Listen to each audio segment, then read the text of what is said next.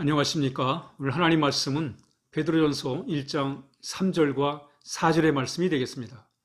우리 함께 읽겠습니다. 우리 주 예수 그리스도의 아버지 하나님을 찬송하리로다. 그의 많으신 국률대로 예수 그리스도를 죽은 자 가운데서 부활하게 하심으로 말미암아 우리를 거듭나게 하사 산 소망이 있게 하시며 썩지 않고 더럽지 않고 쇠하지 아니하는 유업을 있게 하시나니 곧 너희를 위하여 하늘에 간직하신 것이라. 아멘.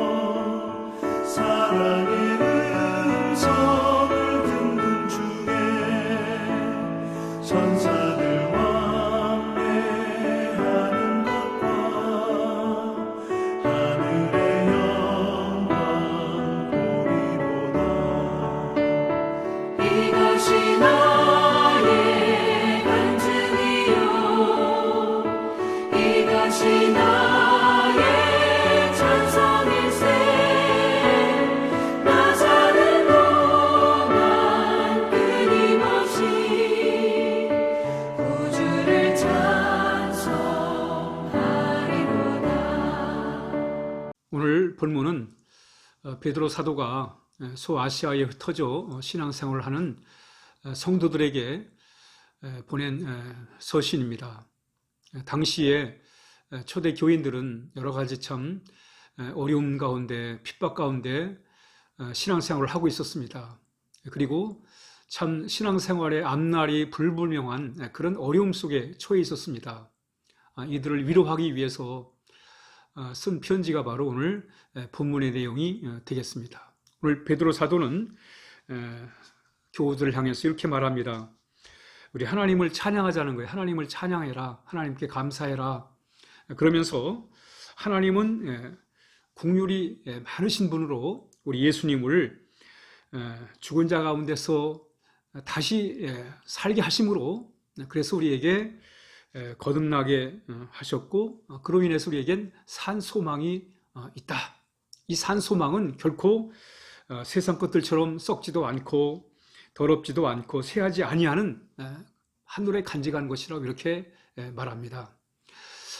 이 말씀의 핵심은 이 어려운 상황을 이 환난과 이 핍박의 이런 상황 속에서 소망을 가지고 이 어려움을 잘 이겨내라. 극복해라. 산 소망이 있으면 그러면 이 어려움을 잘 이겨낼 수 있다라는 것을 말씀하고 있습니다. 우리 여러분 희망이 있는 사람은 아무리 힘들고 어려운 상황에 처한다 할지라도 희망을 붙들고 그 어려움을 이겨낼 수가 있는 것입니다. 지금 우리가 코로나가 이 장기화됨으로 인해 가지고 참 많이들이 어려움을 겪고 있습니다.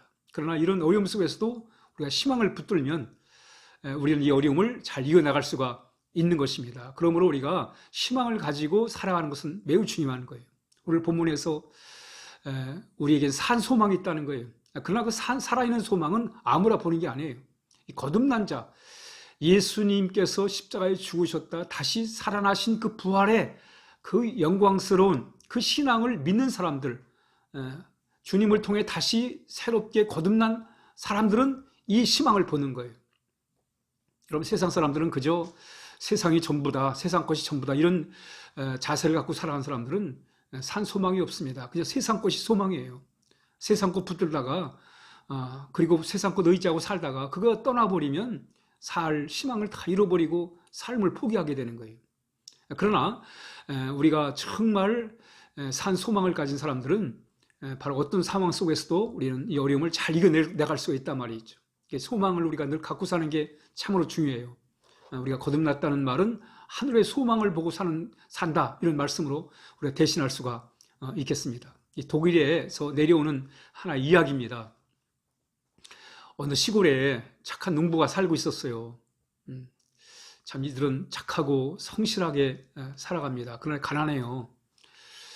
그러던 어느 날 이 농부가 꿈을 꿉니다. 꿈에 저 12km 밖에 한 나무가 있는데 그 나무를 베면 그 나무에서 태아를 만나게 될 것이고 새알을 발견하게 될 것인데, 그리고 새알에는 반지가 들어있을 것이다. 그리고 그 반지에다가 소원을 말하면 들어줄 거다. 이런 이제 꿈에 그 한 노인이 나타나가지고 이런 말을 하는 거예요. 그 꿈을 깼어요. 신기한 꿈이잖아요. 그래가지고 실제 그곳을 가봤습니다. 간 나무가 있는 거예요. 나무를 비웠어요. 비웠는데 나무가 쓰러지면서 거기 새알을 발견하게 되는데 그 새알 속에 반지가 있는 거예요. 그래 신기해가지고 이제 우리가 이 반지를 붙들고 소원을 빌면 이제 소원이 이루어지니까 이제 앞으로 우리는 잘 살 수 있다. 희망을 갖게 된 거예요. 그 반지를 통해 가지고 희망을 갖게 됩니다. 그래서 이 반지한테 무슨 소원을 빌까? 그래서 이 참 농사 지는데 필요한 참 소를 달라고 그럴까? 아니면 땅을 달라고 빌까? 아니면 좋은 집을 달라고 빌까? 하면서 이제 이렇게 서로 부부가 재미있게 이야기를 나눕니다. 그래서 이제 이 반지에 대한 희망이 생긴 거니까, 그래서 언제라도 반지를 통해서 이제 잘 살 수 있게 됐으니까 이 두 부부는 신이 났어요. 희망이 생긴 거예요. 가만히 생각해 봤는데 굳이 이 소를 사는 게 뭐 굳이 반지한테 빌지 않아도 열심히 좀 노력하면 소를 살 수 있을 것 같아요. 또 땅을 사는 것도 마찬가지고 또 집을 마련하는 것도 마찬가지고. 그래서 이 두 부부는 반지를 붙들고 소원을 빌기보다는 그냥 반지는 장롱에 보관해 놓고 언제라도 우리가 반지에게 소원을 빌면 들어주니까 그런 희망을 가지고 열심히 일을 한 거예요. 열심히 일다 보니까 수입이 생겨가지고 이제 농사짓는데 필요한 소를 사게 돼요. 그리고 그 소를 사가지고 또 열심히 일을 하다 보니까 또 이제 돈을 벌어가 땅을 사게 되고 말이죠. 그리고 이제 땅이 많아지면서 집도 이제 멋있게 짓게 된 거예요. 그리고 이제 이 부부가 큰 깨달음을 갖게 되면, 이 사실을 통해 깨달음을 갖게 돼요. 그게 뭐냐면 참 우리가 그 가난하고 어려운 상황에 이제 반지가 하나의 희망이 됐던 거예요. 그리고 그 희망을 붙들고 열심히 이렇게 참 살아갈 때 이렇게 참 좋은 삶을 살게 됐다는 것입니다. 이분들이 깨달은 게 뭐냐면 희망 가지고 사는 게 참 중요한 거로구나. 희망 갖고 열심히 살면 이렇게 잘 되는구나. 그러면서 희망을 가지고 믿음을 가지고 성실하게 살 때 모든 것이 잘 된다는 그런 교훈을 받았다고 합니다. 그렇습니다, 여러분. 우리가 희망 갖고 살아가는 게 참 중요한 거예요. 지금 여러 가지 상황으로 참 힘들고 어려운 그런 시대를 보내고 있지만 이런 가운데 우리는 하나님이 우리의 소망이잖아요. 하나님이 우리의 희망입니다. 우리 늘 하나님께 소망을 두고 살아야 돼요. 능력은 하나님께 속해 있잖아요. 우리가 그 하나님을 바라보면서 우리가 믿음 가지고 나아갈 때, 하나님을 희망으로 삼고 살아갈 때 우리는 그 속에서 하나님의 복을 누리고 살아갈 수가 있는 것입니다. 여러분, 세상에 눈에 보이는 것이 희망이 될 수가 없습니다. 그러나 하나님은 우리에게 영원한 희망이 되시는 거예요. 우리 하나님을 믿고 우리가 좀 더 참 희망 가지고 믿음 가지고 성실하게 살아갈 때 하나님의 복이 우리의 삶 가운데 임하게 될 것입니다. 오늘 참 베드로 사도는 참 고난 중에 환난 중에 박해 중에 희망을 잃지 말아라. 살아있는 소망을 가지고 가라.